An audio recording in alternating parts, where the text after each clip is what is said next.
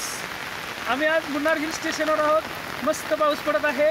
सकाळचा आम्ही morning walk करत आहोत. अगदी चढत वर आलेलो आहोत या जंगलामध्ये, या डोंगरामध्ये. आणि वेगवेगळ्या प्रकारच्या वनस्पती आज आम्हाला पाहायला मिळाल्या आहेत, जे आपल्या आयुष्याशी निगडीत आहेत. तर ही पहा, ही वनस्पती आहे वेलदोड्याची, ज्याला आपण इलायची म्हणतो. आपल्या जीवनामध्ये, जेवणामध्ये अत्यंत रसपूर्ण असणारा एक छोटासा आयटम म्हणजे हा वेलदोडा आहे. ही वेलची आहे.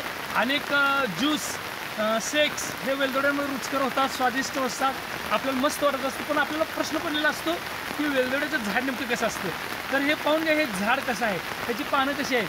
अगदी मोठी मोठी हातभर लांब असलेली पानं आहेत. आणि हे पानांची जी पाहिलं तर तुम्हाला वेलदोडा कुठं दिसत नाही असं वाटतं. पण वेलदोडा लागतो खाली, खाली म्हणजे जमिनीच्या खाली नाही तर बुडात लागतो. तर तुम्ही पाहून घ्या, या ठिकाणी हे वेलदोड्याला हे पूर्ण झाड वाढल्यानंतर या ठिकाणी ह्या फांद्या येतात बुडातून. या फांद्या ह्याला ही कळ्या लागतात, ही फुलं लागतात आणि या ठिकाणी ह्याला वेलदोडे लागतात. बघा, या ठिकाणी एक वेलदोडा आहे, तुम्हाला दाखवतो. बघा, हा वेलदोडा इलायची किती मस्त आहे. बघा, आपल्याला माहीत सुद्धा नाही की वेलदोडा कसा पिकतो, कसा येतो. आणि कमी जागेत येणारं पीक आहे खरं तर.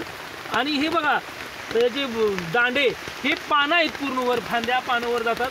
परंतु वेलदोड्यांच्या खाली माळाच्या माळा तयार होतात.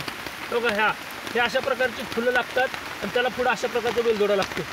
अगदी गच्च भरलेलं आहे सगळं. याची विशिष्ट प्रकारची प्रक्रिया असते, ती खूप जिकिरीचं काम असतं. कारण ते सगळं काढणं, एकत्र करणं, सॉर्ट आउट करणं, वाळवणं, ह्याच्यासाठी वेळ खूप लागतो. आज या ठिकाणी